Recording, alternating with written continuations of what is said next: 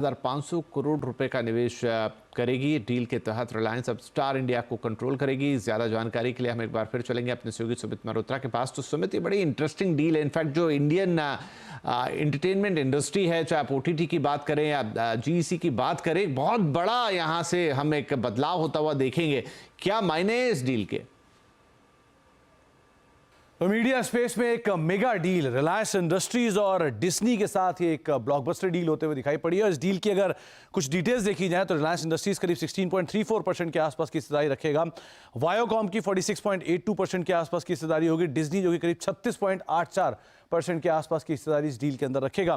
11,500 करोड़ रुपए के आसपास का निवेश जो कि रिलायंस नई एंटिटी में करेगा और इस नई एंटिटी की कुल वैल्यू 70,352 करोड़ रुपए के आसपास रहेगी।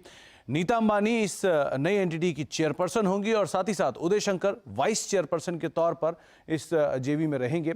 इसके अलावा अगर कुछ और इंपॉर्टेंट डिटेल्स की बात किया तो 2024 अंत तक या 2025 की पहली तिमाही तक ये जो डील है पूरी एग्जीक्यूट होते हुए दिखाई पड़ेगी और एंटरटेनमेंट और स्पोर्ट्स की ये सबसे बड़ी कंपनी के तौर पर शुमार होते हुए दिखाई पड़ेगी। रेवेन्यू के आधार पर भी 120 चैनल होंगे। 3 बड़े ओटीटी प्लेटफॉर्म्स भी इस जेवी के तहत आते हुए दिखाई पड़ेंगे। करीब 40% विज्ञापन का जो मार्केट शेयर है वो ये एंटिटी कमांड करेगी और डिज्नी के करीब 30,000 से ज्यादा एक्सक्लूसिव कंटेंट का लाइसेंस भी रिलायंस इंडस्ट्रीज के पास होगा। कैसी होगी रूपरेखा?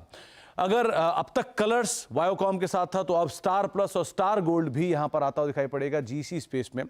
स्पोर्ट्स स्पेस में स्पोर्ट्स 18 के साथ साथ स्टार स्पोर्ट्स भी अब शामिल होता हुआ दिखाई पड़ेगा। और अगर ओटीटी स्पेस की बात की जाए तो जियो सिनेमा के साथ वूट और डिज्नी हॉटस्टार भी अब शामिल होते हुए दिखाई पड़ेंगे।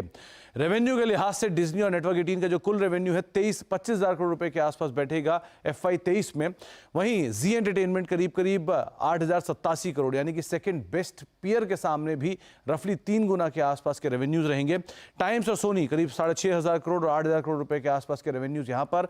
इसके अलावा Tata play 4500 crore, Sun TV करीब 3700 करोड़, एयरटेल डिजिटल करीब 2900 करोड़ और डीबी कॉर्प रफली 2100 करोड़ रुपए के आसपास के FY 23 के रेवेन्यूज थे। ओवरऑल इस सेक्टर की अगर ग्रोथ की बात किया तो 2022 में कहा 6,850 करोड़ रुपए के आसपास की एक स्ट्रीमिंग मार्केट का साइज था, जो 2023 तक 7,300 करोड़ पहुंचा और अनुमान लगाया जा रहा है कि 2025 तक ये 9,100 करोड़ रुपए के आसपास का नंबर अचीव कर लेगा। तो इस तरह की बड़ी ग्रोइंग मार्केट के अंदर एक मेगा डील रिलायंस की तरफ से होते हुए दिखाई पड़ी है।